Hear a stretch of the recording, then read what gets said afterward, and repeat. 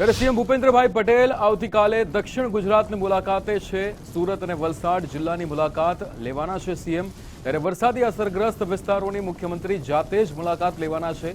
તમામ પ્રભારી મંત્રીઓને અસરગ્રસ્ત વિસ્તારમાં જવા સૂચના આપવામાં આવી છે। વરસાદને કારણે રાજ્યમાં 11 લોકોના મોત થયા છે। બેઠકમાં વરસાદની સ્થિતિ અંગે સમીક્ષા કરવામાં આવી છે। વરસાદ વગરના વિસ્તારોની સ્થિતિ અંગે વિગતો મેળવી છે। ત્યારે રાહત અને બચાવ કામગીરીની મુખ્યમંત્રી દ્વારા સમીક્ષા કરવામાં આવી છે।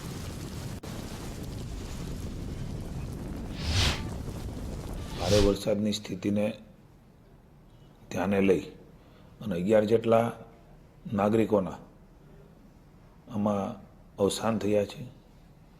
બધા જ પ્રત્યે સંવેદના સાથે માનનીય મુખ્યમંત્રીશ્રી અને મંત્રીમંડળે દુઃખ વ્યક્ત કર્યું છે।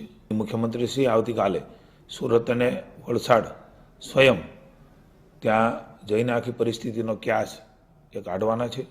સાથે સાથે જે અસરગ્રસ્ત જિલ્લાઓ છે ત્યાંના સ્થાનિક મંત્રીશ્રી પ્રભારી મંત્રીશ્રી પણ ત્યાં સમીક્ષા કરે અને વ્યક્તિગત રીતે પણ એ આપત્તિ વ્યવસ્થાની સમીક્ષા કરવા માટેની પણ સૂચના એ માનનીય મુખ્યમંત્રીશ્રી